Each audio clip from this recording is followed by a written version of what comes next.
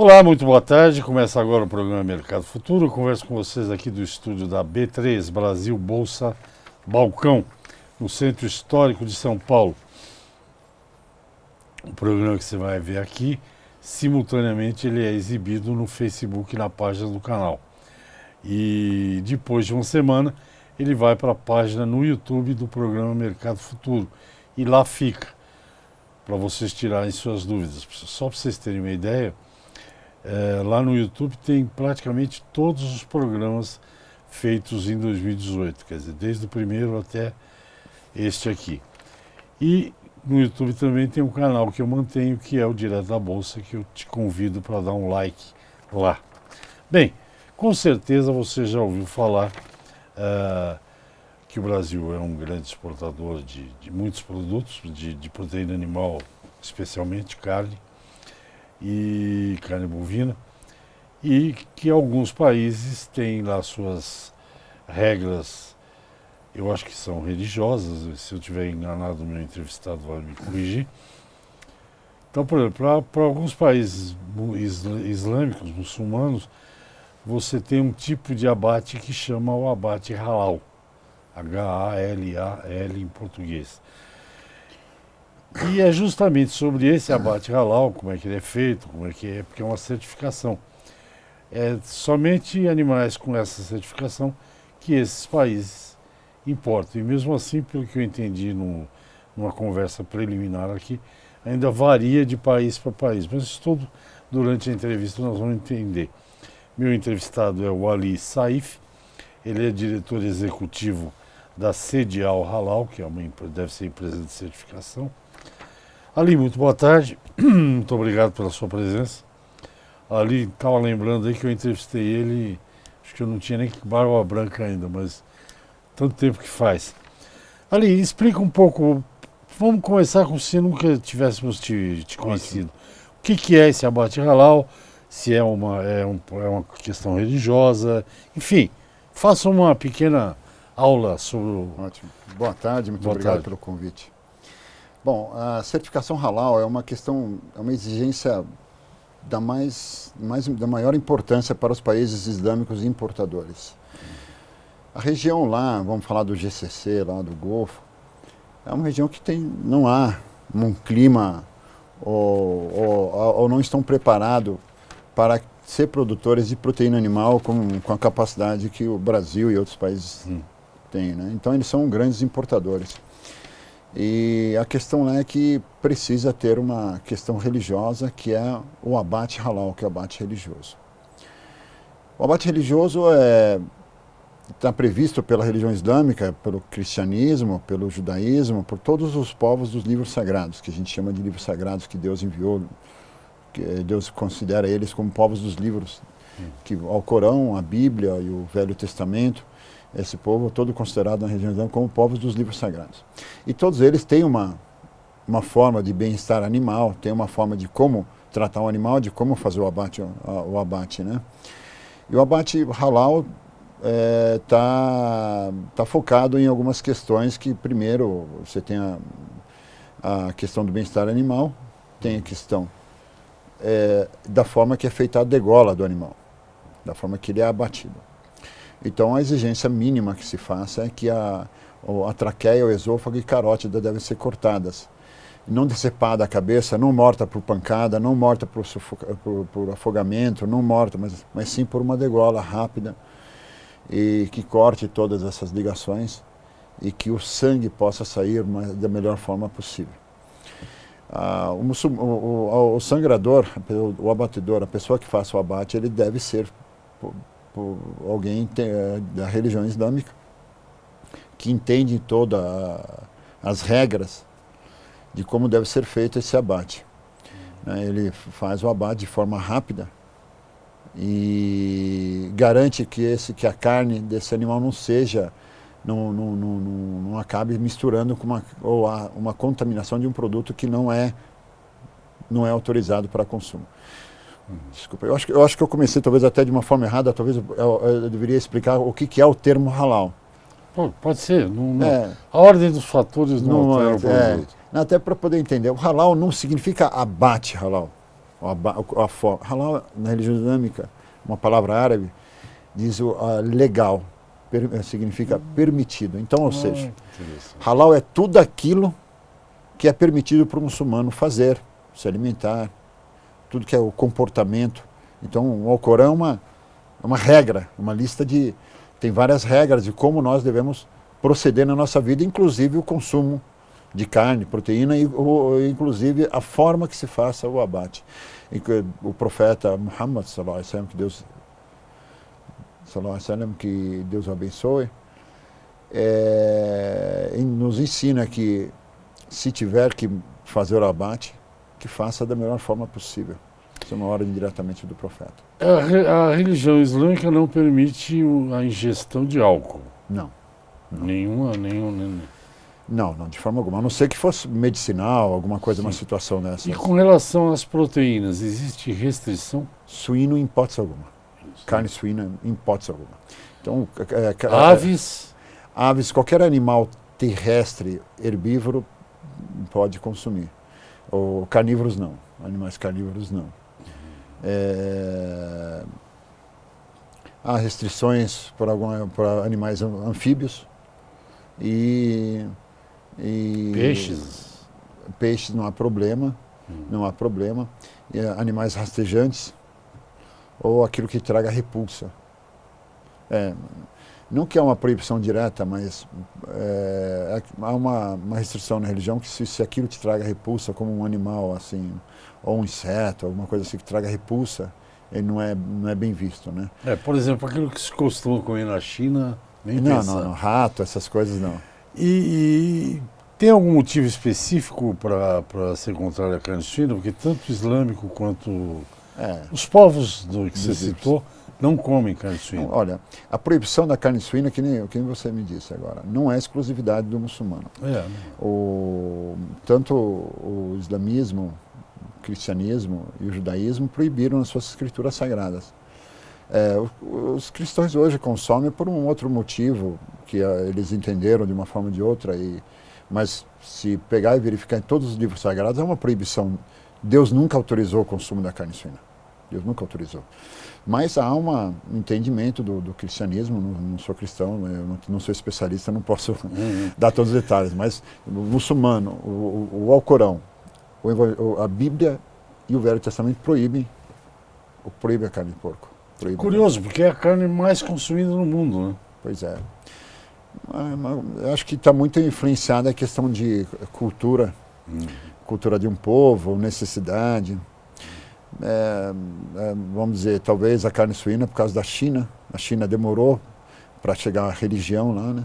Você tem a Índia também, que também tem uma questão, as religiões não chegaram de forma apropriada, né? Existem regiões que não conhecem nem o nome Jesus, né? Não existe Muhammad, não existe Moisés, Abraão, então tem muita gente nesse mundo que não chegou a eles a religião. Eu vou te fazer outra pergunta, mas depois do intervalo, que agora já chegou o momento. Eu converso com o Ali Saif, ele é diretor executivo da Sedial Halal. Como vocês viram e eu aprendi junto com vocês agora, halal quer dizer legal. Adorei foi ótima essa sua explicação. Nós vamos a um intervalo super rápido, já volto já para a gente continuar com esse assunto. Até já. Ok, estamos de volta. Hoje eu converso com Ali Saif, diretor executivo da Sedial Halal. E eu ia perguntar uma coisa, mas mudei de ideia nesse rápido intervalo. Esse mercado, por exemplo, você não é a única empresa de certificação de halal no Brasil. Esse mercado árabe, o árabe não muçulmano, digamos assim, ele é absolutamente enorme, né? Por isso que por isso que vocês tem mais de uma empresa de certificação. Olha, no mercado islâmico nós estamos falando que a população mundial, nós estamos falando de um quarto da humanidade para um terço. Nós somos quase 2 bilhões de pessoas no mundo em crescimento. E os muçulmanos estão em toda parte. Nós estamos na Europa, no Oriente Médio, na Ásia, na África fortemente e crescendo. Então, o mercado é muito grande. O Brasil exporta muito. E nós estamos hoje, trabalhamos não apenas no Brasil, como em outros países também. Os certificadores no mundo, existem algumas dezenas em todo o mundo, não só no Brasil, em todo o mundo, mas não há tantos, porque há um controle de empresas para isso é uma questão de controle de food safety, sabe? Eles fazem um cálculo por país, a produção. O Brasil ele é o maior exportador de produtos halal do mundo. Hoje o Brasil, por ser fortíssimo em carnes, então hoje eu considero, isso é real, o Brasil hoje é o maior exportador de proteína animal halal do mundo. E além de carne tem outras coisas Sim, halal? sim. Hoje temos um portfólio muito grande, nós fazemos questões, por exemplo, gelatina ou produtos químicos que vão ser utilizados para consumo de uma forma ou de outra. São uma matéria-prima para FPP, né, que é processados, né? Então, temperos, insumos, tudo isso que vai ser usado na linha, na produção da fábrica, questão de higienização para garantir a não contaminação de produtos ilícitos. A diferença, existe o halal, que é lícito, legal, existe o haram, que é o ilícito, proibido. Haram? Haram. E... Deu um detalhe. Vocês sabiam, isso aqui é curiosidade. Não, fica à vontade. Todas as palavras em português que começam com AL são de origem árabe. Alfaiate, né? Tudo que começa com al é de origem árabe. Sim.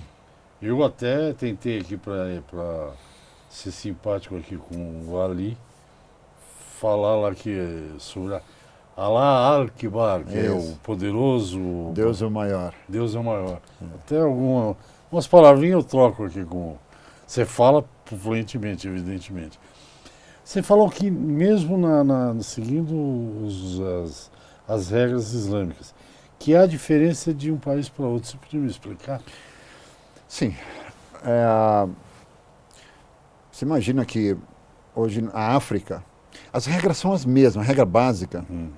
Olha, não pode isso, não pode aquilo, deve acontecer aquilo. Agora, os procedimentos para garantir aquelas regras, cada país ou cada região acabou estipulando. Falou assim, olha, para eu ter certeza que você fez a degola certa, eu vou te mandar um procedimento, um guideline, um standard que nós devemos seguir. Então isso muda, as regras mudam de país a país. Por exemplo, a questão que está muito em evidência nesse momento é na questão de aves, que a Arábia Saudita proibiu o uso da insensibilização. Então, o que acontece é que, para o halal, o animal deve estar vivo na hora do abate. Na hora do degola, ele deve morrer pelo abate. Então, a Arábia Saudita estipulou uma regra que garanta que eles ficam tranquilos que o animal estará vivo na hora do abate. Outros países liberam a insensibilização. E uma diferença de entendimento do bem-estar animal e dos procedimentos. A Malásia tem todo um outro entendimento. Você sabe, algumas regiões nos países dizem o seguinte, que o sangrador, sendo ele muçulmano, cristão ou judeu, ele pode fazer o abate halal, porque Deus autorizou o consumo do alimento dos povos dos livros. Outra região diz que não, falou, eu preciso ter certeza que ele é muçulmano, porque eu não sei, de repente há uma religião nova. Então, as regras são as mesmas, mas são os procedimentos que mudam, de como atingir as regras. Entendi. Então é uma questão, isso tudo é influenciado politicamente, culturalmente, às vezes tem uma questão de história, tem países que foram dominados, passou por várias colonizações, então eles têm muito medo de qualquer... Hoje acaba sendo muito protetor de suas regras, entendeu? Então, países outros que conhecem um pouco mais a religião, que nem a Arábia Saudita, que são profundos conhecedores da religião, ele acaba sendo bem mais flexível de um lado e do outro acaba sendo um pouco mais rígido com a questão da sensibilização. A Arábia Saudita proibiu a sensibilização. Proibiu a sensibilização para aves. Para aves. Para o bovino autoriza só a questão do impacto, mas na verdade é uma regra do GCC, né? Que é o GCC o que é? O Golfo que Pérsico? é a Liga dos Países do Golfo Arábico. Do Golfo Árabe. E eles proibiram a insensibilização, eles não querem a pistola penetrativa para o bovino, e na pior das hipóteses eles aceitam a pistola de impacto, mas não querem sensibilização nenhuma. Não querem sensibilização nenhuma. Essa é que é a verdade, eles não querem sensibilização. É curioso, né? Porque, evidentemente, você deve saber isso muito melhor do que eu, as condições que o animal, não importa qual, Sim. ele vai para o abate, interferem, isso é provado, na qualidade da carne, tem todo um lado Sim. que é provado, mas no caso do halal é uma coisa que tem que ser legal para dentro das regras Isso. religiosas do islamismo, né? Isso. Qual é o maior país islâmico do mundo? Em termos de população, a Indonésia. Indonésia, né? São 200 e poucos milhões. E é totalmente islâmico. Não, o total são 250 milhões de habitantes. Você tem 200, se eu não me engano, 210 milhões de muçulmanos nesse país. O resto são cristãos, budistas, outras religiões. Outras religiões. A religião é o islamismo. Islamismo, né? isso. Não, para não confundir com muçulmano. Muçulmano é... Não, muçulmano é aquele que segue o islamismo. Que segue o islamismo. Não, para ficar claro. Porque muslim, Muslim. Eu não sei, eu esqueci o termo como fala em português, mas é uma forma que o brasileiro tá pronunciando uma palavra árabe. Seguidor do islamismo, muslim. Seguidor é muçulmano. Muslim, em inglês é muslim. Isso. Né? Que quer dizer seguidor do Isso. islamismo. Por exemplo, eu queria entender um pouco. Você tem lá a tua empresa e faz certificação. O dia que vai ter o abate de que vai se produzir carne para enviar para um país que exige o abate legal, né, digamos, dentro das regras de vocês, fica a equipe lá o dia inteiro. Como é que funciona isso? Os frigoríficos determinam de tal dia, ou de tal hora, vai ser o abate halal. Nós vamos ao intervalo, depois você explica. Converso com Ali Saif, ele é diretor executivo da Sedial Halal. Nós estamos falando desse importante mercado. Vocês viram que eu perguntei para ele? Só a Indonésia tem 200 milhões de seguidores do islamismo, né? Então não é pouca coisa. E o Brasil é o grande exportador de proteína para esse país também. Mas já a gente vem para o terceiro bloco do programa. Obrigado. Ok, estou de volta ao programa Mercado Futuro. Hoje eu estou conversando aqui com o Ali Saif, que é diretor executivo da Sedial Halal. No intervalo agora a gente está dizendo que da última vez que eu entrevistei, já faz muito tempo, eu descobri conversando com ele que em alguns países de origem árabe, né, mas islâmicos, quando o Brasil... isso é uma regra. Por exemplo, o Japão, por exemplo, que não tem nada a ver com isso, o Japão ele exige os cortes que ele quer de frango. Não pensa que é o frango o mesmo que a gente come aqui. Os cortes são diferentes. Eles lá nos países de origem islâmica, eles têm os seus hábitos também. Então, que eu descobri que as empresas frigoríficos grandes que exportam, quando vai exportar para uma Arábia Saudita, ou sei lá, para a Indonésia, o frango é menor, pesa menos, é um frango menorzinho. E aí eu ali estava lembrando comigo aqui no intervalo, que é porque lá eles servem ou frango inteiro ou meio frango, né, ali, com arroz, é uma espécie de prato feito de... É isso mesmo? É isso, é o PF deles. Come tudo, come a coxa, o peito, não fica com vontade de comer frango. Não, um pratinho até simpático, assim, um arroz que eles colocam meio frango em cima, assim, é bem simpático até. Não é um muita frango coisa. por pessoa, um meio frango É um meio franguinho, né? meio franguinho por pessoa. É. O Brasil é o único país que faz, não, né? Vocês devem ter na Austrália, devem ter nos Estados Unidos, que vocês importam desses países todos, né? O Brasil é o maior, mas ele tem concorrentes importantes. Nós temos a Austrália, temos os Estados Unidos mesmo, temos a Europa. Na França são temos grandes produtores de aves. Austrália tem carne, bastante carne. Estados Unidos tem os dois, né? Carnes e frango. E esse produto halal, lá ele é vendido depois de cortado, né? Desmontado, como aqui, né? Ou não? Cultura, né? Você vê assim, a carne bovina para os países árabes, eles não comem carne bovina como nós. Uma carne que às vezes a boa parte vai ser processada, ou carne de primeira vai ser usada mais para uma linha de hotel, é uma carne, né? Mas é mais para processamento, para as fábricas locais, para alguns países árabes. A carne de frango, aves, aí não, aí sim vai para o mercado, vai para todo. A carne bovina também, filé mignon, etc. Mas o grande volume, nós estamos falando de carne para processamentos. Né, Seria como o Brasil quer exportar carne para os Estados Unidos, mas não é carne para mesa, é carne para hambúrguer. É que a cultura árabe em si, o árabe, o saudita aqui, a Arábia Saudita é o maior, é o país mais poderoso e tem o maior consumo. E na verdade, eles que ditam as regras para a religião e para a questão do halal, tem muita força. E um mercado fortíssimo. E o árabe local ele não tem costume de comer carne bovina, mas há muito estrangeiro, há muito hotel e há muito produtos processados. Aqui é muito interessante para o Brasil, porque o Brasil consome muito a carne, a sua carne de primeira, então a carne para processamento também só a Arábia Saudita, que não é um grande importador de carne vermelha, estamos falando de 3 mil toneladas por mês, para ter uma ideia. Quando nós falamos de aves, metade do que se consome de aves na Arábia Saudita é importado. E dessa metade, 80% é do Brasil. Uma dúvida, nós temos 2 minutos de programa ali. A carne, o abate, que é chamado abate kosher ou kosher, ele parece que tem que ser feito por um rabino. No rabino lá do judaísmo.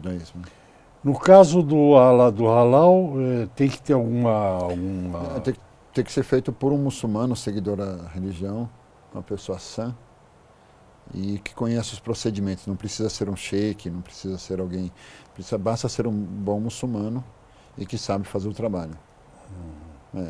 Treinado, especializado no assunto. Para fazer isso que você falou, a horta, não sei o quê. Exatamente. Tem que saber, né? E precisa entender toda a fábrica, precisa ser treinado, porque tem uma questão de... depois da degola, você tem o trabalho interno, desossa dos animais, que acontece horas depois. Então, precisa entender um pouquinho de procedimento. Precisa entender, aliás, entender bem o procedimento.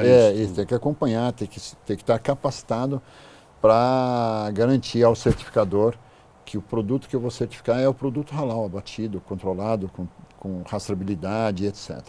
E vai algum selo, um carimbo, alguma coisa? Sim, vai um selo no próprio produto e vai na embalagem e depois é emitido um certificado. Sem certificado, esse produto não entra. E ele já vai desossado para a Arábia? Ou alguns países vai desossa, vai com osso, outros países vai desossado. Depende do mercado, né? Depende do mercado, legislações internas, questão de acordos sanitários que o Brasil tem com outros países. É uma questão mais sanitária. Mas não questão da religião, não. Com osso sem osso não faz diferença. Mas há uma questão de acordo sanitário bilateral, né? Governo e governo. Há muitos seguidores, não tem nada a ver com o que nós falamos até agora. Há muitos seguidores do islamismo no Brasil? Tem mais ou menos 1 milhão. É 1 milhão, mais ou menos. A estimativa é que tem 1 milhão. Para o Brasil, nós estamos falando de 200 milhões de habitantes, né? Mas 1 milhão para ser uma comunidade... que não chegou não faz tanto tempo, é uma comunidade relativamente importante. Né? Você é brasileiro, né? Eu sou nascido no Brasil, sou brasileiro. Sabe que no Brasil nada dá certo, né? Mistura tudo, islâmico com judaico, é tudo misturado. Isso é bom, né? Não é para ser ruim. Não, eu acho essa é a parte boa. Essa é a parte boa. Não, a parte ruim não vamos falar. Eu costumo dizer o seguinte para todo mundo: é importante a gente importar de fora as coisas boas. As coisas ruins, deixa lá, né? Deixa o que tiver de ruim, deixa longe daqui. Agora, só para a gente concluir, nosso tempo está esgotando. Quando você vai verificar fazer esse abate legal? Não tem reza, não tem nada, apesar de ser uma coisa Não, religiosa. o muçulmano chega lá, ele tem que fazer tudo que você vai fazer no nome do islamismo, tem que fazer em nome de Deus. Então, quando o sangrador faz o abate, ele vai dizer: Bismillah, Allahu Akbar. Em nome de Deus, Deus é o maior. Deus está autorizando você tirar uma vida para você consumir. E você só pode tirar essa vida com a autorização de Deus. Então, você faz essa atividade em nome de Deus. Então, não é apenas um simples procedimento, e sim é um tipo de adoração a Deus. Então, o muçulmano chega lá e faz a degola, e a gente, em nome de Deus, e faz a degola do animal. E depois acompanha todos os procedimentos para garantir a segregação e a não contaminação do produto. Ok, nosso tempo acabou. Allah, Mohammed é um outro nome do Allah, né? Só por... Não, Allah é Deus e Mohammed é o mensageiro que Deus enviou para divulgar a religião islâmica. Tá. É. Allah Akbar, Deus é o grande. Deus é maior, Deus é o maior. É o maior. E no Alcorão fala do um misericordioso, não tem uma... Não, são várias formas que chamamos Deus. Deus, ele é o maior. Deus, ele é o maior, ele é o misericordioso, ele é o clemente. Exatamente, o clemente misericordioso. Então, são várias formas que... Saif, muito obrigado. Agradeço. Prazer em revê-lo. Muito obrigado. Acho que foi um belo programa, gostei da conversa. Olha, sempre conversar com você é muito bom. E você sabe que eu sou fã do Alcorão, né, que bom. Eu leio o Alcorão. É curiosidade, não é religião, mas sim, enfim. Sim. Mas muito obrigado pelas explicações, até uma próxima oportunidade. Muito obrigado. Demorou um pouco aqui, mas a gente conseguiu, né? Não, tão tranquilo. Então tá bom, gente. Obrigado. Até o próximo programa. Espero que vocês tenham gostado do assunto. Até lá. Tchau.